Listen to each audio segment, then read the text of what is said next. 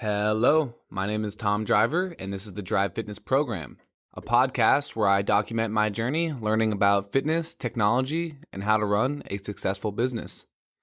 Today, my guest is Sarah Lee. Sarah is a financial advisor and coaches entrepreneurs on money, business mindset, and leadership. If you want to learn more about her brand and her services, you can follow her at Coachme Academy on Instagram. Sarah and I were brought together by our love for the book called Think and Grow Rich by Napoleon Hill. In today's episode, we spent a lot of time summarizing the contents of this book and how the book has helped us in our journeys as entrepreneurs. There's also a modernized documentary of the Think and Grow Rich concepts, which you can find on Amazon for $17. However, once a month, Sarah sponsors a viewing of the documentary for free.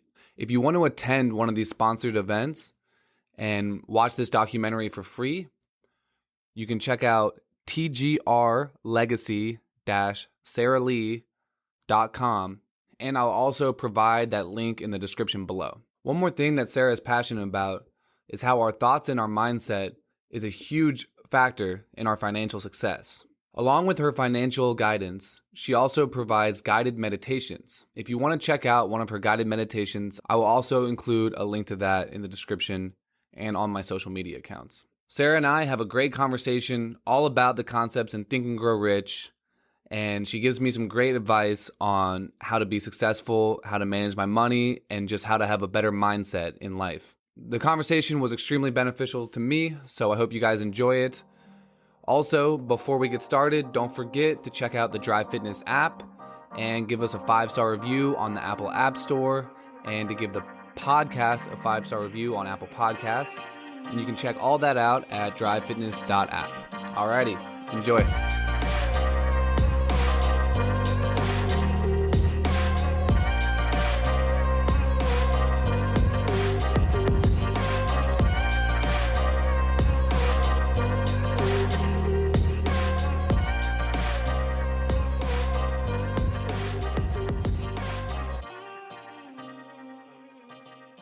So the first thing I'm going to start with is just kind of the story of how we met, right? Yep. So I read the book called Think and Grow Rich, which really inspired me, and it was super exciting. And one of the chapters is on the mastermind class, right? Where you're supposed to meet up with other people and discuss the book.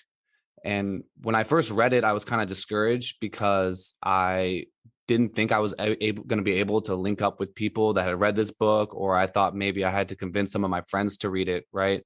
But then I joined Clubhouse, and you were hosting like a weekly meeting where people got together and discussed this book, right? And I've been to that meeting 2 or 3 times now, and it's just been really great to connect with people around this topic. So first of all, I just want to say thank you for hosting those meetings, right? And thank you for allowing me to be here. And absolutely, it's my pleasure. Of course. So how did you get introduced to this book, and how did you start hosting those meetings? Yeah, that's a good question. So like Tom said, my name is Sarah Lee, and that's my real name. It's like the cake. So I have been teaching financial literacy for almost like 18 years, probably. Quite a long time. And through that process, I started to realize that people didn't understand the connection between their thoughts and their success. They didn't realize how much of your mind is really your subconscious, basically, is programmed by the time you're 7 years old, right? And you, as an adult, will continue, if you don't start to program yourself, you as an adult will continue whatever ideas you had when you were 7 and 5 and 3. And that's really a neuroscience issue. But the issue becomes we play that subconscious tape in our head of what our parents said, things we saw about money, things that we saw about, our parents' marriages. And we start to project that on life. We say, that's the way it is. And it's not, right? But it's natural for us to project that on and say, everyone must do it this way, or everyone must think this way. So long story short, I got introduced to Think and Grow Rich many, many years ago. It's a book that was published in 1937 originally, and it sold more than 200 million copies. So if you're not familiar, there are thousands of versions of Think and Grow Rich. But my business partner in my financial services firm, he got the rights to make a movie about Think and Grow Rich, thinking we'll introduce it to a whole new audience, because 1937 obviously was a long time ago. And so some people have a hard time reading the material because it's older. And so we were translating it to a modern audience. And that's how I got involved. Just basically, there's a movie, Think and Grow Rich, and my business partner produced it. And another friend of mine directed it. And I basically started to sponsor showings of that movie and then started teaching the material. But I've been teaching this material for about 10 years. So that was a long answer. No, that's fine. And so this is going to be a little different than a normal interview, right? Because when we met, I was telling you I wanted to do an episode summarizing the book. And then we kind of agreed that, you would come on and we could kind of half do an interview and half just summarize the book for my audience too. So at times we'll jump into kind of your history and your experience. And then also at times I just want to, summarize some of the content in that book. And so the basis, right, is the author worked for Andrew Carnegie, right? And this was kind of his master plan, right, on how to, be successful. Well, not unlike a lot of people today, right? He was sitting there saying, hey, I really don't have anything to offer. I feel a little lost. I want to be wealthy. I want to be significant, but I don't really know how to do that. And so he went to the richest man in America at the time and said, what should I do? And he got lucky enough to have that contact, right? Because not everybody has that. And I think he originally wanted a job and asked Andrew Carnegie if he could have a job. And I think he said, no, I can't do that or won't do that. But what I will do is introduce you to all my wealthy friends and let you interview them. And so the idea of Think and Grow Rich is what Napoleon Hill learned from all of these wealthy people. And he synthesized it into 13 success principles. Yeah. And the first one is desire, right? So I think it's important to kind of start there. And this chapter, the main thing it made me realize is I've always been obsessed with opening this gym. I got to open this gym, things like changing the world, right? But I never kind of thought of that in like a money value or a financial way. I just thought I need to open this gym. But the thing is, I realized I really need the money to open up a gym, right? I can't just wish for a gym, And this book kind of hits on some of the manifestation principles that are popular today, but it really does a good job of providing kind of educational tools to translate, how to manifest something or believing in yourself into actually steps to accomplishing that, right? And so with that first chapter, I realized, okay, if I ever do want to open up a gym, I need to start thinking about how to get the money for the gym, not just hoping and wishing, on a star here. That's not actually going to help me achieve my goals, right? What did you think of that first chapter? Is there something that you didn't really understand until you read this book? Well, there's a couple desire? of things that I would highlight in the chapter. Mm-hmm. One, and it's not directly stated, but all success in business, for the most part, comes from desire, not from need. So what happens a lot of times is that somebody has an idea and they think, well, I'm going to go, like you said, I'm going to go get money for that idea because they need the money. That's not very inspirational. And it's really hard to enroll people in that vision. Enroll, right? Getting them to be on your side, getting them to buy in. It's really hard to enroll someone when it's just based on need. I need to eat. I need to pay rent. I need to pay my mortgage. That's what I mean. Because money is a cause and effect idea, right? It has a cause and effect. What you want to do is focus on who you want to serve and how you want to serve them.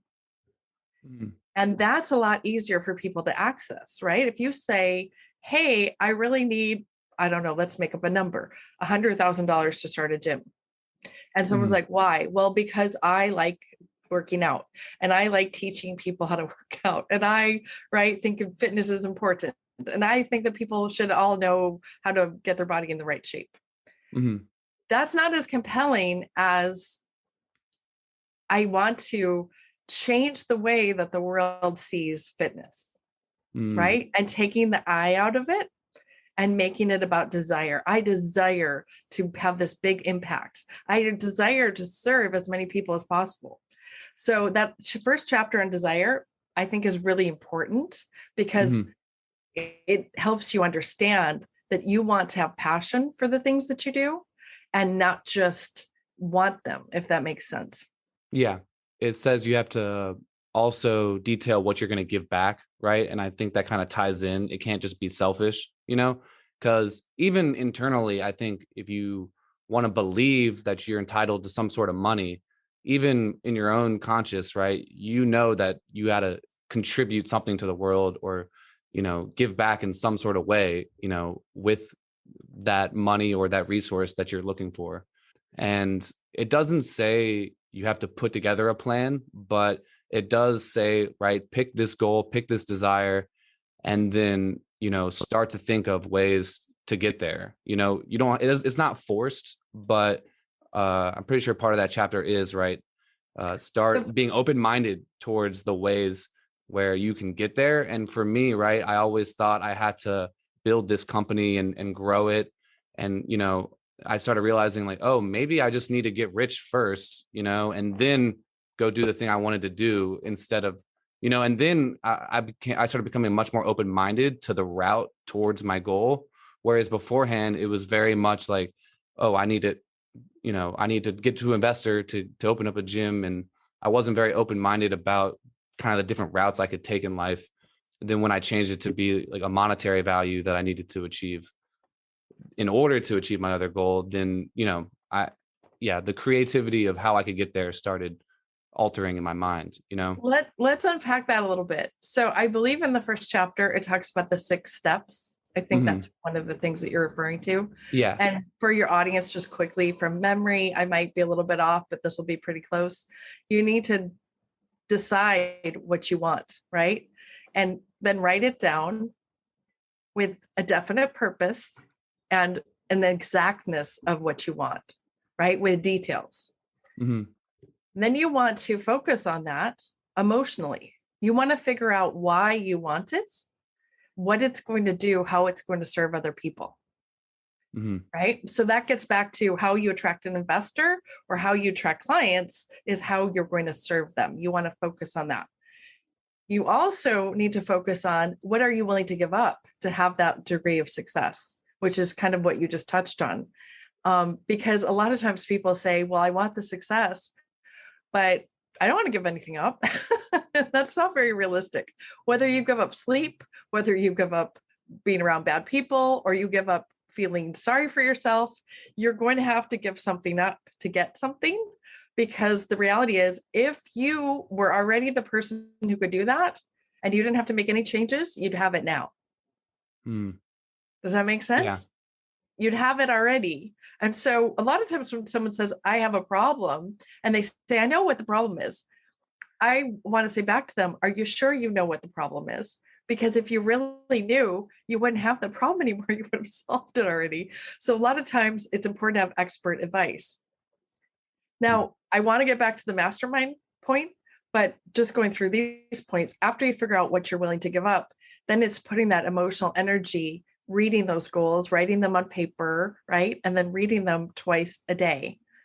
Now, the reason that you read them twice a day is because you're programming your subconscious to actually start to look for ways to make it happen. And like I said earlier, your subconscious has already decided who you are, what you should be, what the rules are of life, right? And your subconscious makes more than 95% of your decisions if you don't start to program it. So people think they are consciously making decisions. That's not what happens. Most people are actually reacting to life. They're doing what they have to do and they're doing what they were programmed to do. So what you want to do is reprogram yourself, which sounds a little hocus pocusy, but the reality is you are already programmed.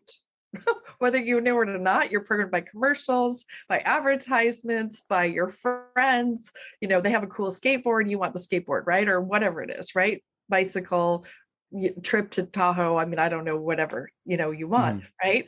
But you're already reacting in that situation because now you're chasing what someone else presented, as opposed to you deciding what you want. Like, I'm going to be you for a second. I want to start a gym, right? I want to start a company. I want to start, to build something for myself. That's a different process because now you're actively pursuing it. So one of the points in that first chapter is that you need to decide exactly what you want. Doesn't have to be monetary, but to figure out the exact level of success you want, and then repeat that to yourself with emotion as if it was already happening. You need to believe it. That's one of the points of the book, is if you can believe it and you can see it in your mind, you can achieve it. I think the only thing you left off is within a specific time frame, right? Yes. Yeah. You want to have the definite purpose, but like you said, and put a deadline on it. Because without that, it's not really real. If I say, oh, I want to go to the grocery store, and you say, when? Oh, someday. Right? Yeah. Don't you really want me to say, well, I'm going right now so we can get these things and move this forward, right? Or put a time frame on it. It's the same thing. If you don't put a time frame on it, you will give yourself as much time as you have, which means you could be 80 years old and still going, I have this fantasy of having this goal, right? That's the reason you need to put a deadline on it. Yeah. Yeah, I'm glad we kind of went in depth on that first chapter, because I feel like that's very important for anyone who's thinking about reading this book and trying to follow this advice, is that, right, it's really a book for someone who really knows what they want out of life, and that first chapter is super important, because I think if you haven't figured out what you want out of life yet, right, this book is not, you're almost not ready for it, right? If you don't have something you want to achieve, the book's a little tricky, right? It could be a little tricky. You got to figure that out first. And I really like how you kept saying program yourself, because I actually called this the Drive Fitness Program, for several reasons. But one of them is, like, right, with my fitness app, I was programming this software for myself that would then gamify the way I felt about the gym, and through that experience, I was actually like programming myself and the way I felt about working out, and I was making it a much more enjoyable experience for myself. I turned it all into a game, and it was a mental trick that I could do in my head beforehand, right? And then I actually tried to build an app around that, so that other people could experience what I was experiencing. And so then with the podcast, part of the whole drive philosophy, right, is I don't always do this perfectly, but I do want this to be a podcast of teaching people how to program drive or motivation into their life, like how to kind of trick yourself through using apps or software is one way, but it's more of like a philosophy on how can I program myself to be the person I want to be? How can I set things up in my life that'll guide me without needing to force myself every day to do the things I want to do? There's other ways of doing that. And I feel like my app is an example of that, but it I don't know. Perfectly, actually, to what we're talking about, because it's exactly the same concept. There was relatively recent research where they said if somebody wants to change their behavior, it takes them 400 tries average to change their behavior, or they need to be exposed to material 400 times. But if you gamify it, it's only 10 to 20 times. Yeah. So to your point, that's exactly correct. Is if you make it fun, if you make it like childlike, and you make it enjoyable, it's that idea of like, hey, I looked at my phone. Hey, I looked at my phone. You're actually programming yourself every time you look at your phone anyway. So why not program yourself for health or for wealth or prosperity? Yeah, it's crazy how influential the phone is to our programming, right? If anyone has notifications on for an app they don't like, turn that off, right? That's like step one of deprogramming yourself from the life you don't want to live. And then like a big change that I made was I turned on notifications for my bank app, so that whenever a charge comes through, So now instead of getting Instagram messages every day, I'm getting bank messages every day, and that small adjustment, now I'm thinking about money way more than I'm thinking about who's liking my Instagram photos. I don't know. I don't even know how it worked 100 years ago because I don't know what, I'm sure it was things like, well, if you set this on your desk, you'll remember to do this, right? But in this day and age, nothing is more influential than our phones and our computers, and specifically these notifications. So you don't need to be a computer programmer, right, to go build some software that will change your life, right? You really need to think about your phone and the way that it's influencing your life, because you got to be in charge of it. You can't let it be in charge of you. We talked about this briefly before. I have this idea and this philosophy that the habit of saving and the Mm, habit of being aware of your money is more important than how much money you put away. mm, And I liken it very much to working out, because when someone goes to a gym and they say, hey, I want to change my behavior, right? I mm, want to, because that's not really what they're saying. They're saying, I want to look better. I want to feel better. I want to be happy because I look sexy, or whatever the issue is, right? But under that is, I'm going to have to change something to get there, which we already just mentioned. When you go to the gym and you say that to the trainer usually will say, I mean, I don't know if you've ever had a trainer, but right, I assume you have. They're going to say, write down everything you eat. mm, Why do they say write down everything you eat? Because it makes you aware. mm, We can't change anything that we're not aware of. We can't change anything that we haven't accepted, meaning to try to avoid it and run away from it. You're not going to be able to change it that way. You have to say, this is what's really happening, and I'm going to choose differently. And mm, so money is very much that way, where if you say, hey, I'm now aware, like you said, notifications on your phone, and I now want to make sure I always end up the month with $100 in my savings account or whatever, right? Now you're aware of it, and that will help you actually get there, mm. as opposed to, I don't know, but I hope it works out. I hope I randomly find an investor, right? Meaning, just like you said, you're programming, you program Mhm, to a goal, right? mhm, You know what the end goal is, and you program to that goal. This is the same. mhm, You program yourself to, I want to have X number of dollars, and you may not know all the formulas, but the habit is the more important part, mhm. and the awareness in the beginning. So you and I Yeah. are very much kindred spirits in this way. Mhm. Yeah, I actually it's called a registered dietitian, is someone who organizes your meal plans or your diet. And I had her on the podcast, about 6 months ago. And then she was my dietitian for 3 months. And so I worked with her, and I recorded everything I ate. And that was a powerful, powerful experience. I used my Fitness Pal, and it just really made me conscious about not just what I was eating, but the macronutrients and what those do for you. And I don't track my intake every day now, but just doing that for 3 months now, when I eat, I can see the macronutrient. Like I can see, Right. oh, You're this has already protein, more, this right. has fats in it. And my app does that for your workout programs. It's the same thing. If you just go to the gym, you're not really conscious, you're not going to make improvements that way in the gym. And then same thing for money, right? If you're not taking the time once a week to reflect on it, all three of those things can really just bulldoze over you, and you, they will control you, right? Your habits and if you're like addicted to sweets or something, whatever it may be, will really take hold of you. You know what I'm saying? But you Your can, habits are, you live and die off your habits. Your mhm, habits are what you become. You become what you think about the most, and you become mhm, your actions. So mhm, just like you said, it's not really ideally something you want to look at once a week. You ideally want to look at it every day, mhm. because just like food, we can't just say, I'm not going to eat food for a week because I want to lose some Yeah. weight or change my body. Same thing. You might be able to go without spending any money for a week, but most people can't do that either. Most people go to the store, or they go buy something, they go buy water, coffee, or Mhm, something. So you want to be aware of those habits every day, mhm, not just occasionally. Because if you do it occasionally, you're going to get an occasional result. If you want mhm. a consistent result that's predictable, you need to take a predictable action, if that makes sense. Yeah.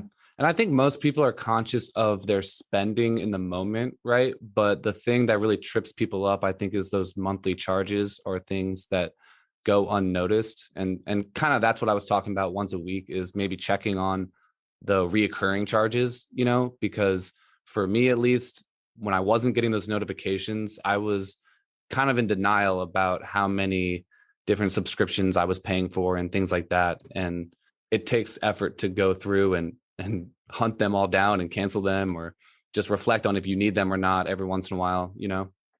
Right. And to your point, using something as simple as mint.com, I mean, I have no affiliation with mint.com, but using something as simple as that, so you actually do track your expenses. That's one of the first things I'll tell someone when they sit Mm-hmm. down with me is let's figure out a way to track what you're doing and let's Mm-hmm. put together a spending plan. I don't like the idea, by the way, of budget because I think budget sounds punitive, just like I don't like the word diet, right? No Mm-hmm. one's going to stay on a diet for the rest of their life. But if you say it's a lifestyle choice, Mm-hmm. right now you're going to be able to start to incorporate those habits into your life and stay with them. Money is the same idea. You want to have, in my world, a spending plan.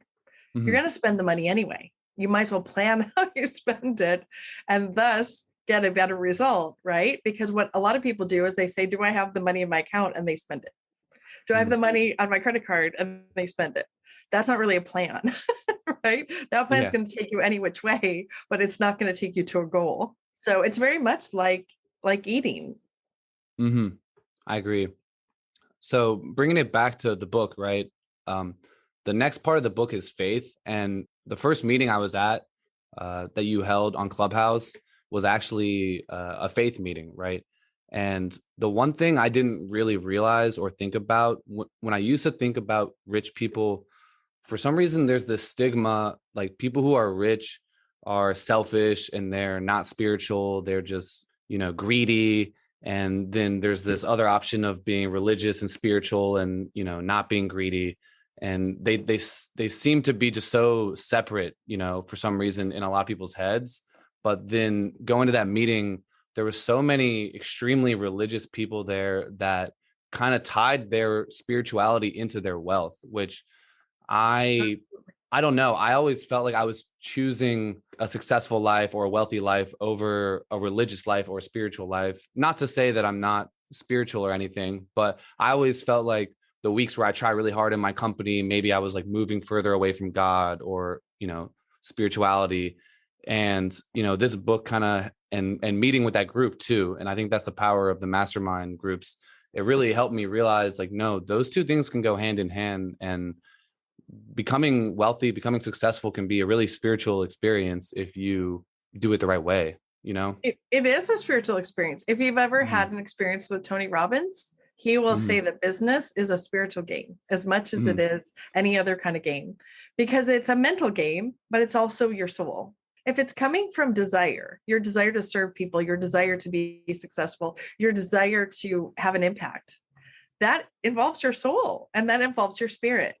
And so Mm-hmm. there is an aspect where a lot of people do attach spirituality to money in a very healthy way because they Mm-hmm. say, this is how I tithe, this is how I serve, this is how I make this money here, I invest here, but then I also give here. Right. Mm-hmm. And I have this impact. And like you said earlier, you can't have very much impact if you don't have any money Mm-hmm. unless what we call it a money monk, right? This is one of the things we call it, right? A money monk, which is what you're describing. There are people that say, I'm a money monk. I don't believe in money. I'm just going to be good and I'm going to be holy and spiritual and whatever. And the reality is those people a lot of times are miserable and they're Mm-hmm. unhappy because they've associated money with something that it's not. Money is you. Mm-hmm. Money is just an extension of you. And so when people misquote the Bible a lot, right? They'll say, oh, well, isn't money the root of all evil? No, the love of money. If you put money above serving people, Mm-hmm. that's the root of all evil. Mm-hmm. But the money itself isn't. The money is a byproduct of serving people if you've done it correctly. Mm-hmm. Yeah. When you said misquote the Bible, there's this one quote that I feel like everyone uses, something about a rich man can't make it to heaven, or something about it's a really almost impossible for a rich man to make it to heaven. I feel Yes, like that the one's come up rich a man, lot. it's hard for him to go through to heaven, or harder for him to go to heaven than through a camel through the eye of a needle, I think is the Yeah, something. paraphrase. Yes. Meaning it's harder, right, for a camel to get through this tiny Yeah, hole than it would be for a wealthy man. But to your point, that's also misunderstanding. It yeah. goes back to the greed and the love of Hmm. money over people. Hmm.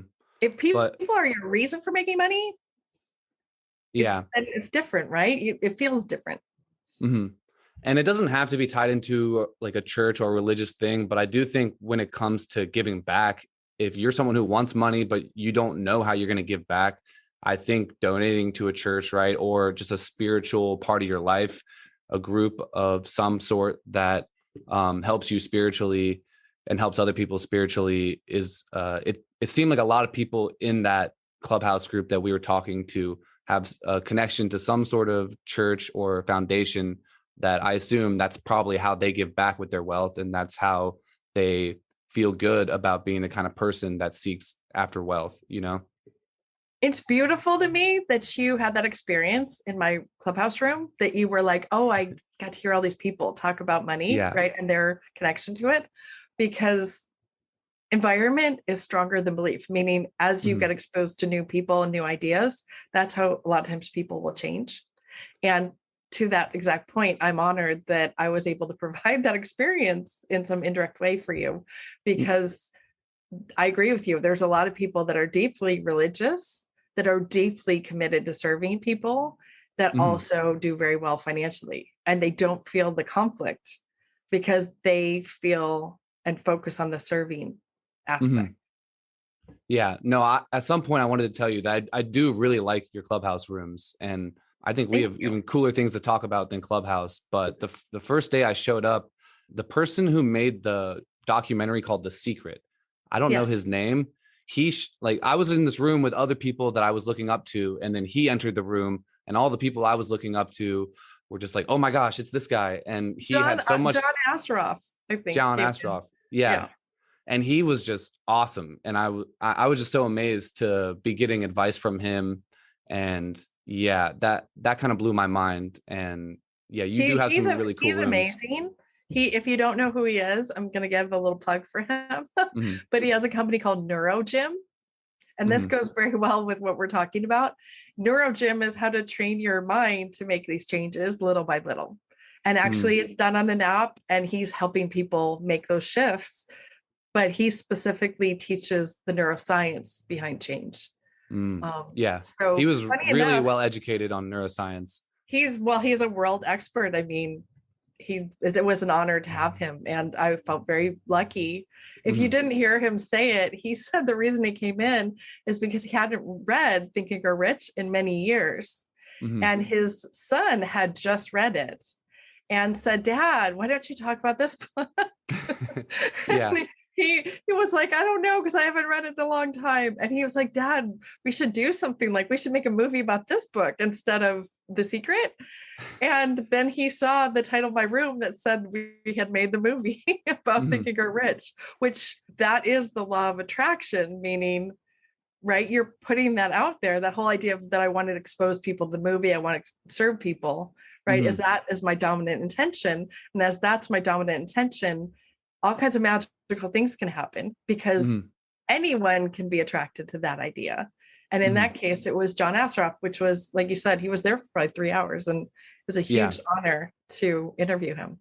So Yeah. And I'd gotten up on stage because I'd read the book, and that was one of the first times I was on stage. And then he showed up on stage, and first I was kind of amazed, right? And then the other thing I really liked about him is that, you know, some people have some criticisms of The Secret, right? Because I feel like it focused a little too much on the believe and manifest it, and not enough on the how to get there part, right? yes. And he kind of spoke on that and clarified some of the, you know, the misunderstandings with that message. And then, you know, that kind of cleared it up for me, because I've definitely heard people criticize that documentary, and I didn't think that documentary was similar to Think and Grow Rich. You know, I thought it was a little too out there, and he kind of brought it back in for me and kind of explained the right way to think about that message, you know? So I Absolutely. appreciated the fact that he was able to kind of reflect on that message and how it could be improved for this day and age, Well, the thing is, you never know what's going to happen. You have to believe in your idea and you have to put it out there no matter what other people think. Mm-hmm. That's one of the things I would tell your audience is that when you're young, you don't really understand that. People don't say that outright. But that's part of the reason why desire and passion and purpose and knowing your why is important, because you need to, if you think you're overdoing it, do it 10 times more. Like Gary Vee will say, right? If you think you're over posting, post 100 times more. You should, at one point, I listened to something and he said, if you're new to social media and you want to build a presence, he said, post every 20 minutes. Yeah. And I'm like, every 20 minutes. I mean, when I thought of that, I was like, that's crazy. But that's his point. If you post 100 times a day, one, you're going to get really good at providing content. Two, people are going to start noticing what's wrong with this person. They keep posting. But now at least you're in their consciousness, right? They're now aware of who you are. And it's a very interesting idea, right? Of just getting comfortable putting your message out, even if you don't feel supported. Mm-hmm. So I'm just saying, for anyone who's young, who's listening to this message, you need to have that kind of passion for that reason, because you need to keep saying the message no matter who's listening. Yeah, I think that kind of segues into the next part of the book too. Really quickly, I want to know your opinion about faith and money, though. How do you feel about faith and money? Faith and money? Yeah. What role do you think faith plays in making money? Now that you've read the book and we've had this conversation. I don't know. I've always had faith in my idea and faith in, the product I'm trying to build. And, I have a belief in God, but I haven't been to church, in a while. And so before I read the book, I thought they were disconnected, right? I thought faith and money were kind of two different ideas that didn't really mingle well. So I'm kind of new to the idea that faith is part of the process, I guess, to getting rich. I don't know. I always had faith in myself.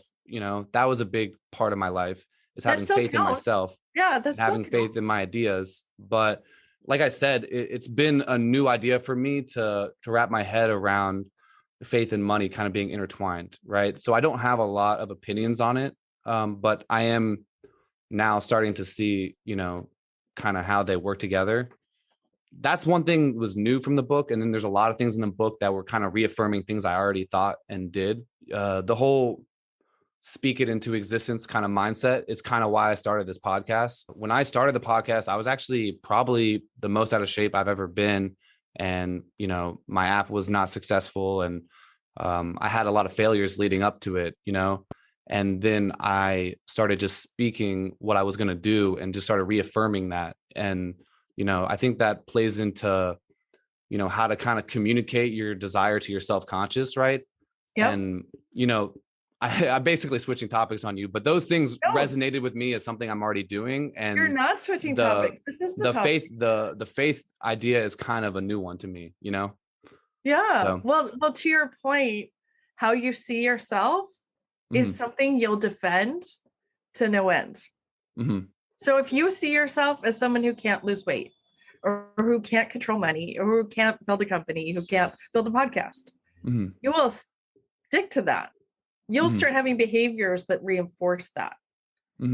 Yeah. If you say, I can do it, I will do it, even if no one cares, you will start attracting people that care, that are on that same mission.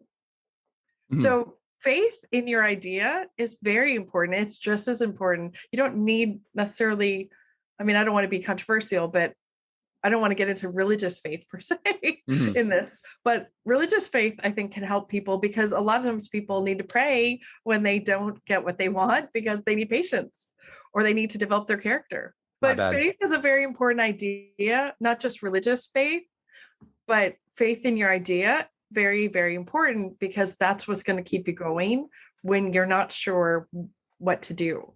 What I tell a new business owner always, when they say, I want to know how to start a business, I always tell them, let's focus on the what you want to accomplish and the why you want to accomplish it before we get to the how of what you want to do. The how will reveal itself if you get very clear on the what, who you want to serve, and what your motivation is for serving them. Now, that being said, some people do need religious faith for business. And the reason I think some people need that is because they're frustrated. And when things don't go the right way, they need to believe that God's on their side, right? Or they Hmm. need to believe, and pray for patience. And Hmm. so those things are related to success. And just so you know, historically, I mean, I'm going to say a few of these facts, but historically, people that believe in destiny, if they believe they were destined, like if you're like, I'm Tom, I'm destined to make this work, I'm destined to make this app and serve these gym owners, right? Yeah. That's a really strong and powerful motivator. Hmm. And that does help propel you forward. Hmm. So it's important to have belief and faith. Hmm. Yeah, no, I definitely had that mindset.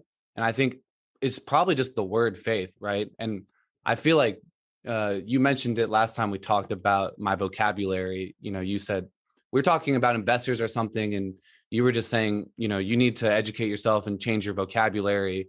That way you resonate more with people who are investors, right? And I think that's one of those words that just kind of like the way I was using it. And I just thought of like old fashioned go to church kind of faith. And I didn't really associate it with the way I believed in myself. So I think that word just kind of tripped me up. And it's funny. I was raised, right, Christian, and I guess I'm still Christian, but I stopped going to church and I kind of felt like people at the church were closed minded and that, oh, I'm open minded. And then over time, I realized, well, if I'm open minded, why am I closed minded to church, and the idea of religion. And so, like, recently, I don't know, I have gotten more spiritual and in touch with God or whatever you want to call it, a higher calling, and I think that's Right. helped me connect what I feel like I was destined to do. But yeah, I don't want to talk about it too much either because I feel like it's a personal thing. And I It's feel very like the idea personal. of faith does not have Yeah. to be connected to church, but it was just so connected to me for so long. I was kind of lost on concentrating on faith as an important part of my life. That's why I was really surprised just to see it in this book about success and getting rich. It just really threw me for a loop. And Well, and keep in mind, riches can be riches in health, riches in lifestyle, riches in mhm, happiness, riches with money. It doesn't have to be riches just monetarily. So just mhm, keep that in mind. The intention for the book was having a mhm, rich life, yeah, not necessarily just being rich with yeah, money and being miserable. That's not the goal, right? So yeah, we want to find that happy medium and what makes mhm, us happy. But to your point, I do agree with you is that the context that you use words or how you perceive words is very mhm, important because it triggers you, but it also triggers other people.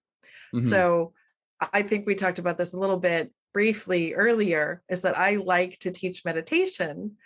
mhm, And the reason I like to teach that is because whether you're praying during that time, whether you're talking to God, whether you're talking to your higher power, talking to the universe, talking to your higher self, meditation is a very important thing to understand how to ground yourself and get in connection with your own energy because we all have a core of energy and that core is powerful if you can quiet your mind to other things, quiet your mind to distractions, quiet your mind to fears, right? If you can start to choose your thoughts, this is part of thinking or rich, being able to choose your thoughts. These are the thoughts I want to think about. These are the things I want to grow, right? So mhm, anything you put energy in, think of it like a plant. If you want a plant to grow, I don't know if you've ever grown a plant, but if you want a plant to grow, you have to be very consistent and continually love it. And you put water on it and you give it love, you give it energy, and eventually, God willing, it grows, right? This is the same as that anything you focus on grows. Anything you give mhm, a lot of attention to grows. So if you give a lot of attention to your fears grow and you mhm, actually get more of them and you attract people that have the same fears because they agree with you, mhm, right? And then you're like, yes, these are my people. Or vice versa. If you want to change the way you see things or change your life, you have to change something that you do and you have to mhm, change something you think because success is an inner game and the inner game gets reflected on the outside. mhm, And yeah. so a lot of times people don't realize that, which is why I like to focus on meditation because that allows people to access that faith without getting into the conversation too much. Mm. Yeah, I've been focusing internally a lot in the past year, and I think that is Like I'm becoming the person who could run the company that I want to run someday instead of focusing on actually building that company, which it feels probably on paper I'm not making as much progress, but I totally am, right? A year or two ago, I was, working myself way too hard and I was accomplishing a lot on paper, but I was actually getting out of shape, right? I was coding a lot and I was getting out of shape while I was trying to put together this fitness company. And I realized, okay, I just can't be out of shape and no one will follow me. No one will believe in me. I won't be able to do that. And that's just one example. But yeah, I mean, you do really need to look inward, right? And be, And help follow yourself your own be the person. advice. Yeah, yeah, Yeah. that's true. Right? Because you're right. Who wants to take advice from someone who's overweight on weight? Who wants to Hmm. take money advice from someone who doesn't know how to manage money or doesn't have money? I mean, Hmm. right? And it's honestly, it's not as hard as you think. That's one of the Hmm. things that I want to help people understand. It really is a habit. And you can Hmm. start with $10 a month and get in that habit and get in the mindset, because it's the Hmm. mindset that's the important part. Before you get there physically, you have to get there in your mind. Mm, that's true. Yeah, meditation is one of my next goals, right? I focus a lot, like I said, on my diet, on my exercise, and now I'm focusing on my money. But there's two things that I still need to improve with myself, and I realize that they go hand in hand. One is my flexibility, right? So like in the gym, I've been running a lot, I've been lifting a lot, but I'm really inflexible. And then the other one is meditation, and I don't know why I just realized this recently, but they go hand in hand, like yoga. Now every time I need to stretch, I meditate, or every time I meditate, I just start stretching, right? I think that Yeah. your body is a big part of meditation. I don't want to preach on it too much because, like I said, I have a lot to learn and grow in that category. But that was just a realization that I think is going to help me when it's time to really hone in on those aspects of myself, is just kind of connecting the idea of flexibility and mindfulness, and working on those together. Absolutely. Absolutely. And it's great that you're getting to that point where you're understanding that, because the reality is just what you said. There's a mindfulness type of meditation, which is one of the ones that I teach. The reason I teach that version is because some people say, well, I can't quiet my thoughts and I can't do this. That's not the point. The Hmm. point is to become present in your body and be Hmm. aware of your breathing, aware of your body, aware of your shoulders, the way your body feels, the way you feel, and then to try to eliminate conflicts in your psychology that are, so basically everything that happens to you is stored in your body as energy, good or bad. And Hmm. so that is something that actually, if you don't deal with your internal game, it actually helps you get sick. And that Hmm. has as much to do with health and working out as it does with your financial life. Not to get off track, but I just want you to understand, when I said that your subconscious is making those decisions, or a lot of those decisions, your subconscious is also storing all those memories in your cells and in your body. And so Hmm. one of the ways we get toxins out, right? We used to always think it was sweat, but we now understand that it's breathing. You lose more toxins out of your system from breathing properly than you do from working out. Wow. And yeah, and so it's important to learn to breathe, to learn to, right? And this is true for working out, it's true for success. It's funny how much these success principles are the same no matter what industry you're in, because a lot of Hmm. people kind of miss that until they're around someone that points it out. So Hmm. anyway, I don't want to dwell on meditation either, but getting your inner game in order is very important, because if not, what happens is, if you've ever known someone who seems stuck, have you ever had a friend, or you've seen someone that seem really stuck, or have you ever been stuck? I've been stuck. Yeah. I've been stuck. So one of So, the reasons why, just so you know, from a psychological point of view, is that when your conscious mind is going in this direction and your subconscious mind is going this way, is that when you aren't clear on your goals and you aren't clear on your own psychology, on what feels good to you, on how to move yourself forward, mhm, it's very easy to take 2 steps forward and 3 steps back, mhm. because you get scared, because you feel uncertain. And that uncertainty actually comes from your body. It doesn't really come from your mind, but whole different subject, but it's Mhm. related to this one. So that's why I brought it No, up. Definitely. I've kind of always, not always, but ever since I was like 18 or 19, I've known exactly kind of what I want to achieve in life. But I worked in tech support for 2 years. And during that time period where I knew I needed to go and what I was spending my time focusing on every day, those two things got very dissociated in my head. Yeah, they weren't And related. Yeah. yeah, I mean, at like I do need to learn about tech support in order to run a successful app. But once I kind of mastered that, or at least I just understood it, and I was spending my time not growing, during my 40-hour work week, I really could feel myself just kind of get stuck, like you were saying. And at that time, and still now, I'm not very good at meditation, and I Well, think that's some. that's what people say. I'm not good at it. It's not something you're good at or not good at.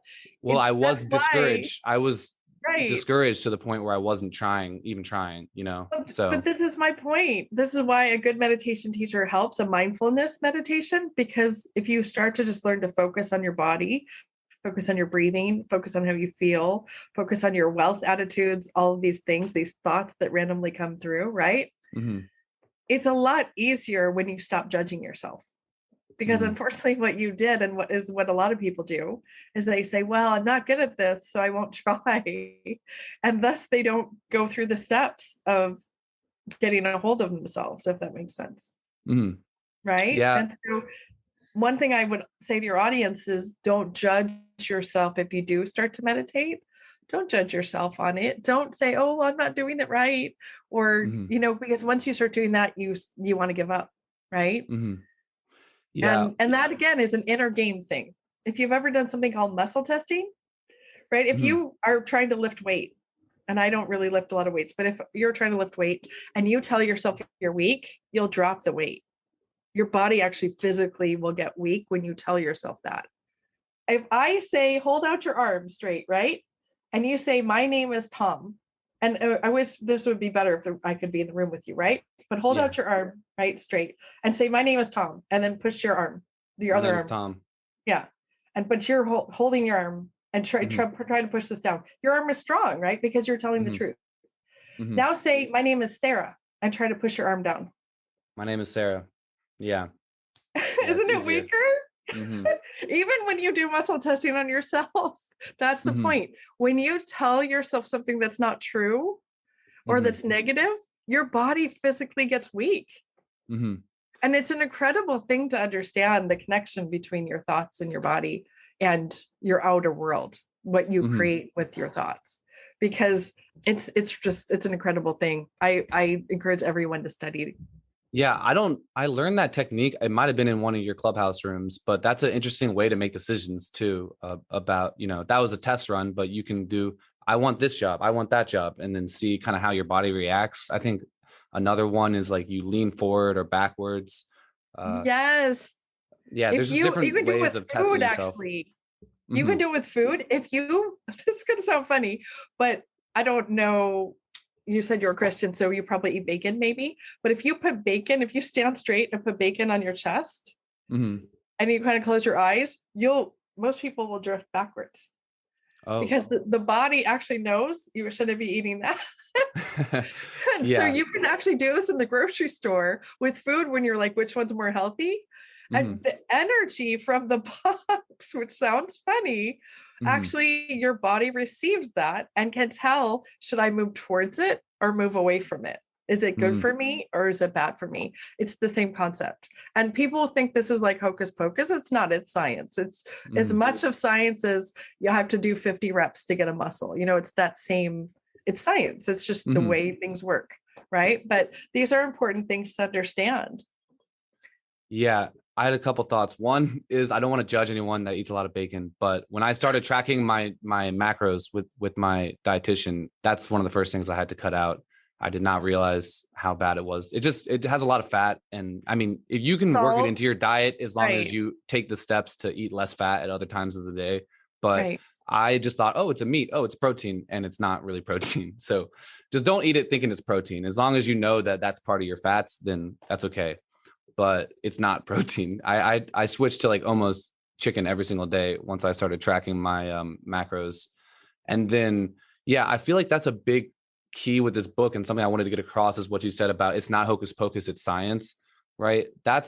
There's a lot of hocus pocus sounding stuff on the internet where I feel like people take something like Think and Grow Rich and they regurgitate it into a tweet or something about I manifested $20 and I found it in my pocket. And, like it just sounds dumb a lot of times on the internet when people kind of take some of these ideas and they don't fully understand them and they talk about them.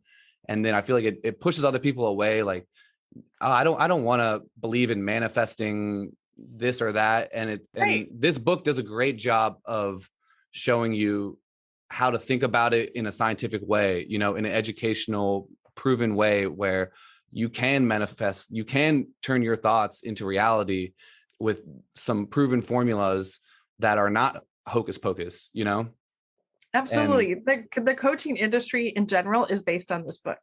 It's mhm, based on the book Think and Grow Rich, if you don't know. And to your point, The Secret, when it did some damage, and it mhm, truly did damage to people because, and nothing against The Secret, I mean no mhm, harm, but because it gave people the impression that they just had to think something mhm, and it would happen, right? mhm, If I'm really positive, everything will be better. mhm, Things will be better to a point, but the reality is if you don't take the action to make them better, it actually does the opposite. It makes you depressed. mhm, If you only think positive things, but you don't take the action, it not only doesn't work, but it actually makes you sad and it mhm, actually makes you retreat back and back away from your goal. So I agree with you 100%. It's a common misunderstanding that you're just supposed to think about something and manifest it. That's not the case. It's more involved, like what I said to you about programming yourself, mhm, because there's a part of your brain called the RAS, or the reticular activating system. And that part of your brain needs to be programmed. It's kind of the example most people use is, let's pretend you bought a new car and it was a blue car. And you were like, I love this car. I'm going to buy this, right? And as soon as mhm, you drive it away, you see 10 other cars on the street that are just like this car. mhm. Were the 10 cars there before you bought it? They were Mhm. already there. You Yeah. didn't see them because you weren't focused on that. You weren't looking. Mhm, That's the part about programming yourself, is if you tell yourself what to look for and then you take action, you're more inclined to see what you need to see to get there. mhm, And that's part of the thoughts are things, part of thinking or rich, is that thoughts aren't things until you make them things, but everything is created once in your mind, once on paper, and then once in reality when you enroll people and make it physical. So without thought, you don't have anything happening. mhm. Yeah. Yeah, and a big part of it too, right, is just communicating with that with your subconscious. I that was something I didn't think about a lot, but through these ways of desiring something and keep, speaking it out loud and telling yourself what you want, somehow your subconscious brain then knows that's what you want. And like we were saying, we're creatures of habits. We don't consciously make every decision that we do every day. You don't ever decide to brush your teeth, you just do that.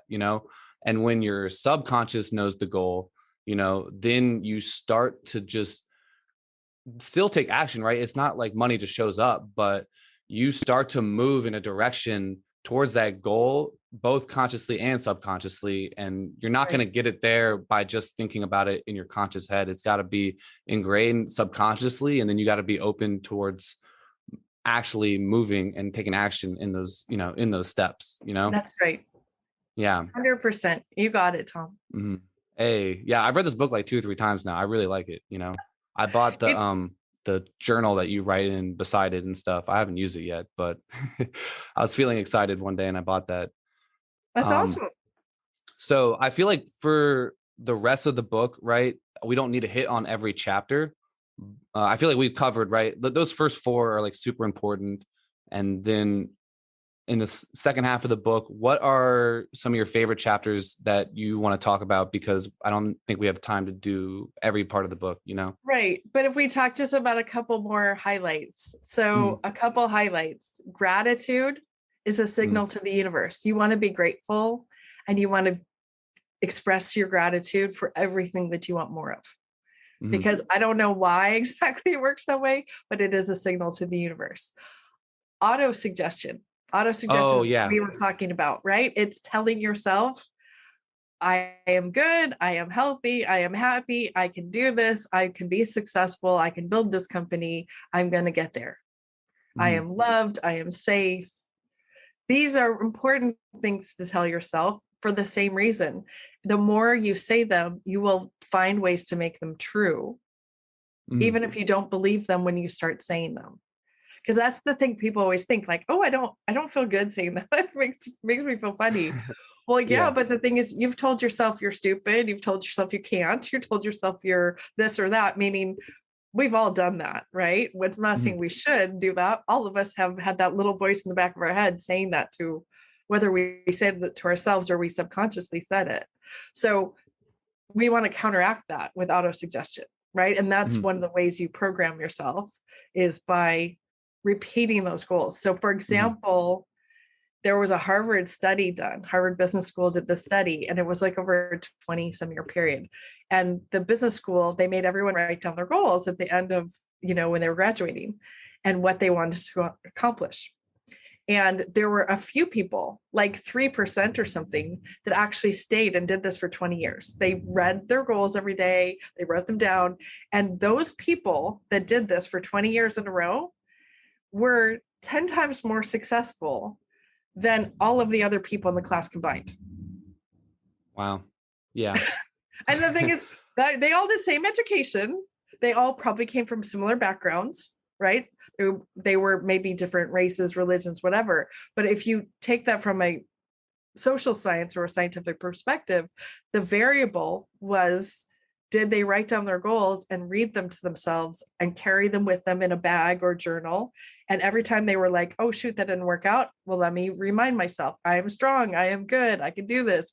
My goal is to, have a $500 million company by the time I die, whatever. You know what I mean? Like the more you tell yourself what you want, you can also get yourself back into a good Mhm. mental state.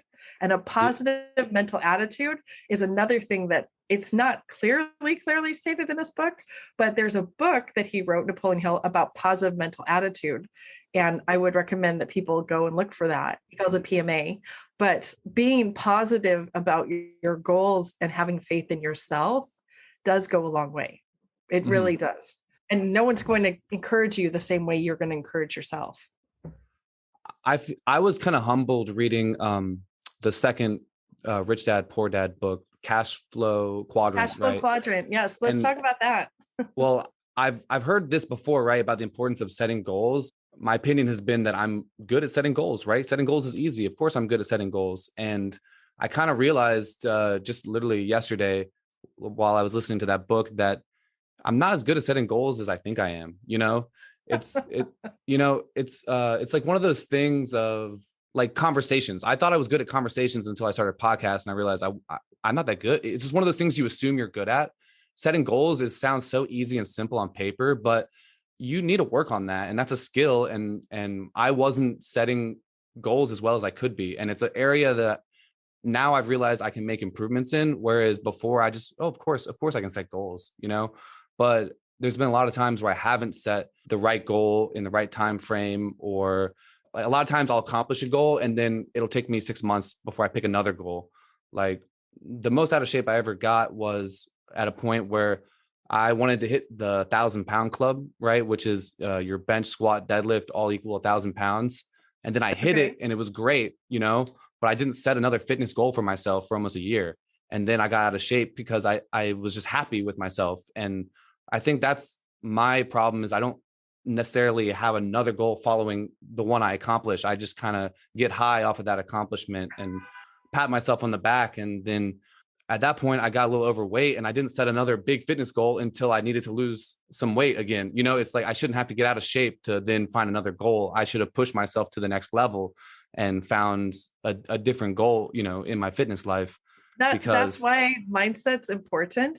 And that's why mhm, it's more important to setting goals than anything else, mhm, is yeah, because if you're in that mindset, you wouldn't stop for a year, mhm, right?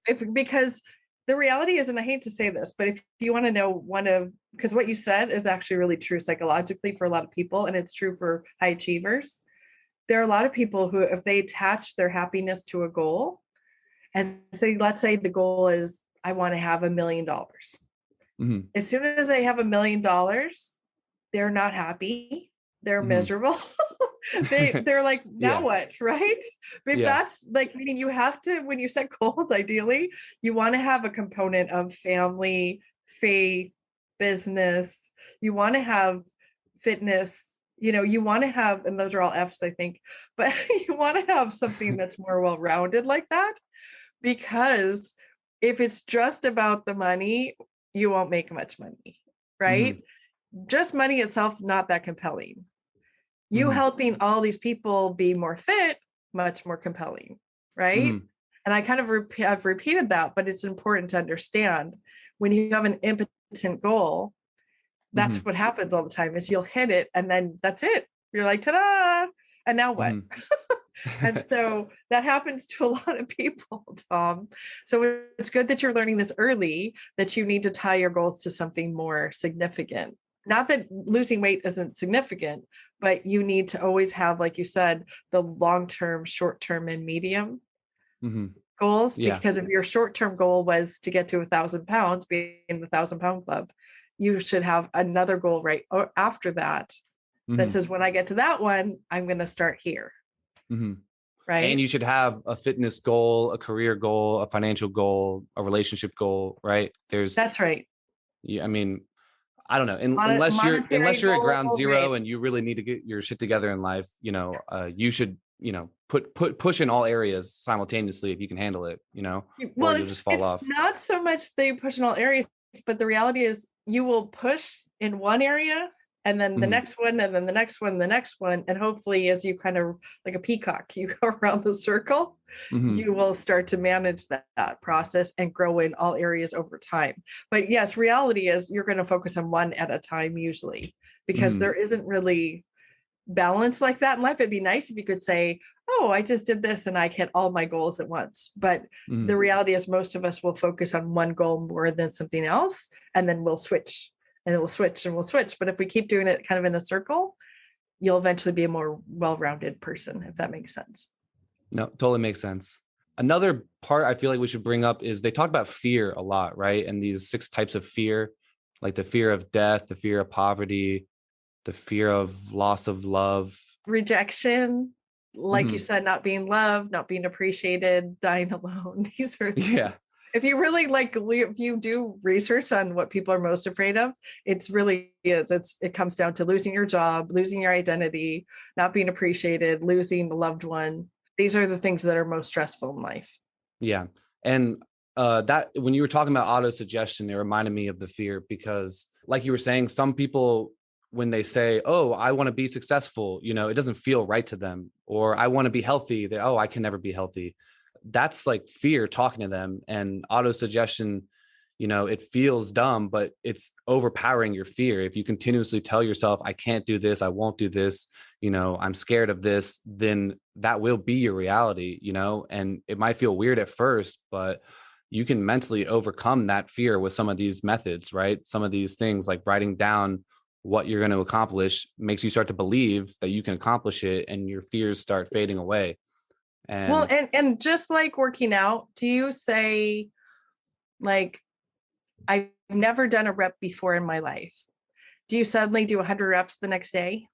Or do you tell someone, hey, I want you to do 10 reps today and 10 reps tomorrow, and you do 10 reps for, 2 weeks, and then maybe do 15 reps and then do mhm, 20.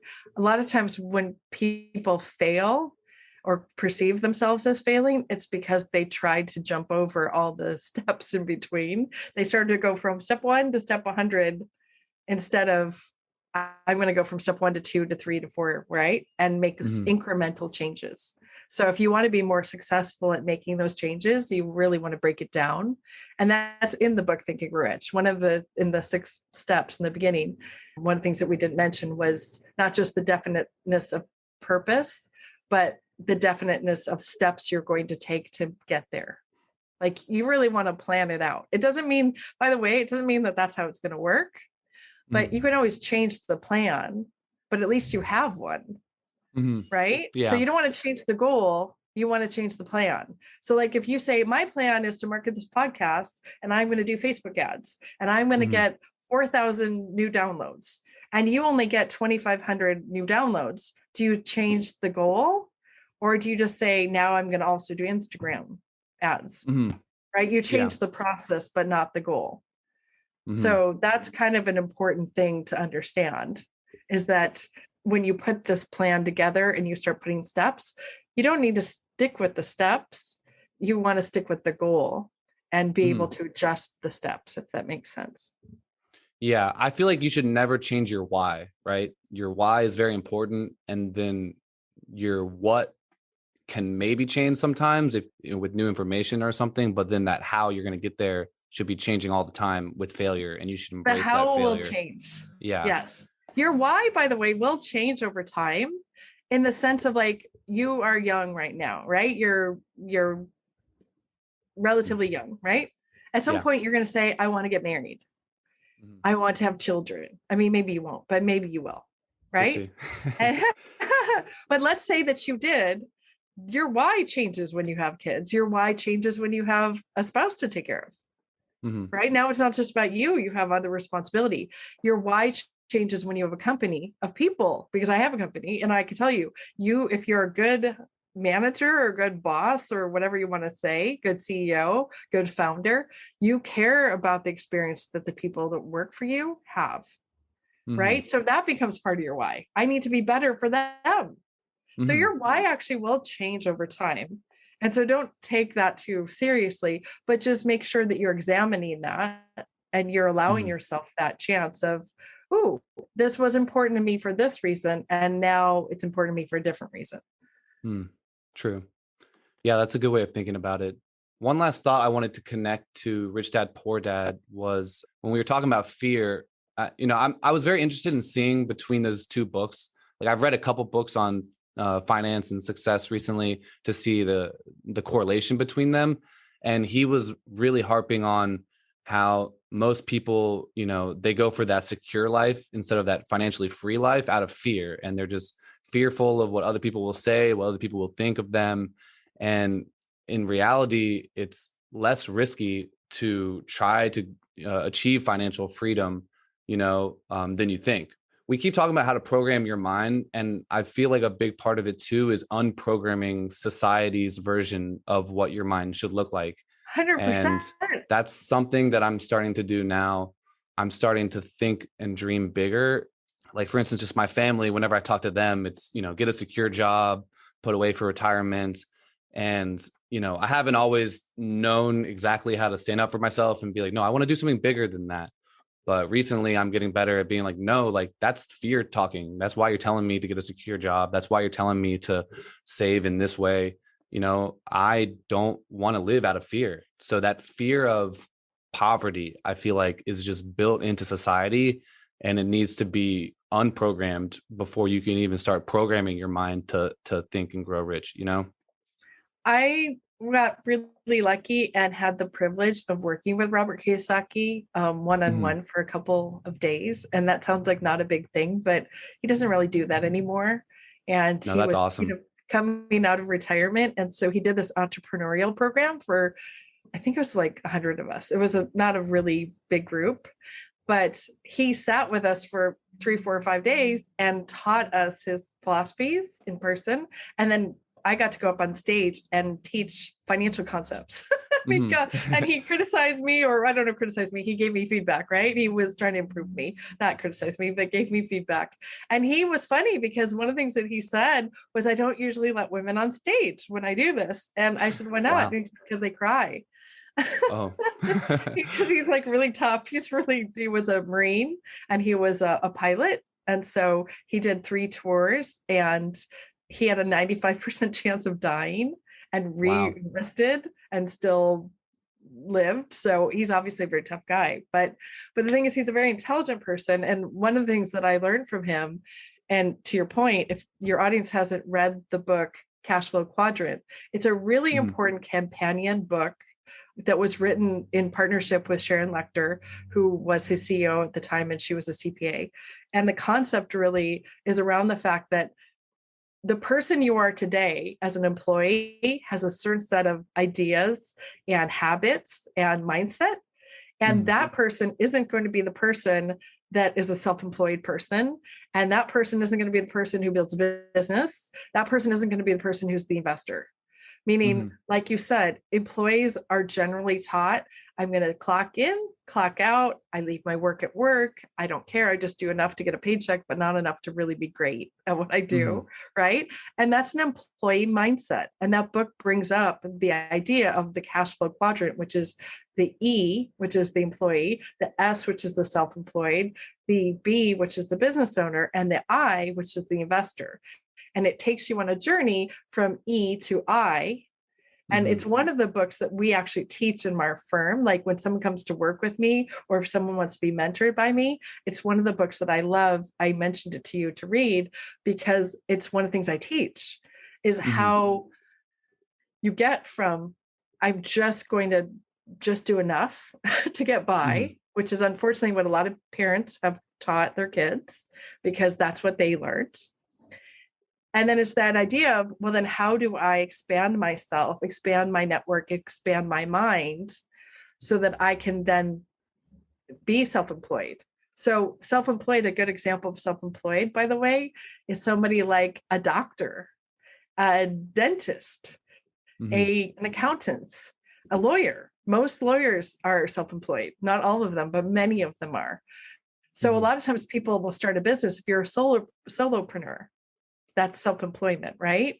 So if you stop working, this is the problem with that, is if you stop working, your income stops coming in. So it stops coming in if you don't have a job, which, by the way, is it very secure if someone else has all of the keys to your purse strings and you're 100% dependent on them? No, right? Oh, no. Sorry. because if they, like, if you are 100% dependent on me and I decide tomorrow I don't want to employ you anymore, is that actually very secure? No. No. And so what a lot of people do, and people like yourself do, is they start to go down this journey to be an entrepreneur because they feel, and I think there's truth in it, that if they can control their income with their own activity, that's more powerful than just being an employee, where someone else is dictating all of your work and you're 100% dependent on them.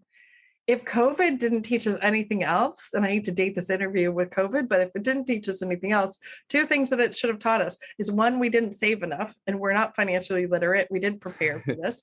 And two, jobs are not very secure at all because a whole bunch of people lost their jobs, and people that were at least self-employed or had a business got more help than people that had lost their jobs. Right? Yeah. I mean, there are more programs, more opportunities, because society needs those people to provide those services to others.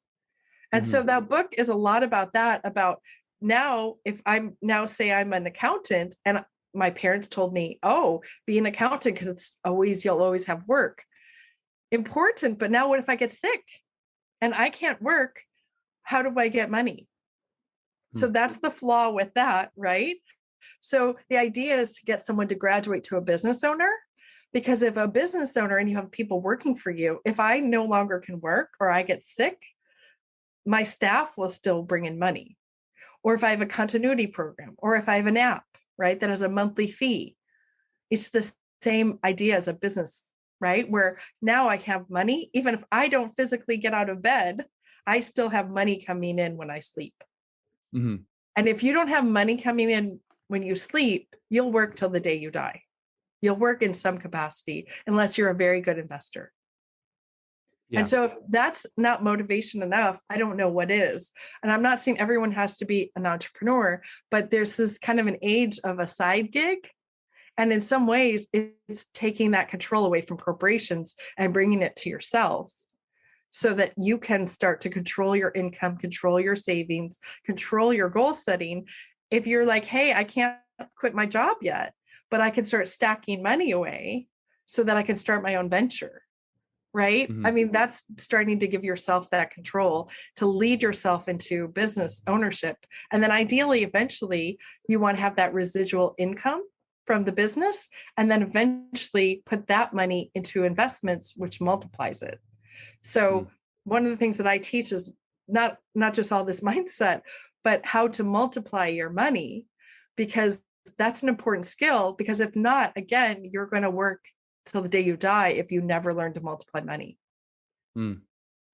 Yeah, I always wanted to be a B, right? And until I read that book, I never even thought about being an I. And that's just society's pressures of, I felt like that was a greedy position. I felt like that was just someone who was just money hungry. And, I just had a negative connotation towards just being an investor and even trying to go for the B, right? I was focused on building products, and both my app and my podcast I really like, but they're not going to generate any revenue for me anytime soon, and I wasn't thinking about how do I profit, as a business owner. And then, now I'm much more open-minded to being an investor because I realize, oh, if I can figure out how to make my money work for me, if I can figure out how to see returns on my money instead of working for money, well, then I can go pursue those ideas I've always been talking about. I don't have to prove to anybody that they're good ideas.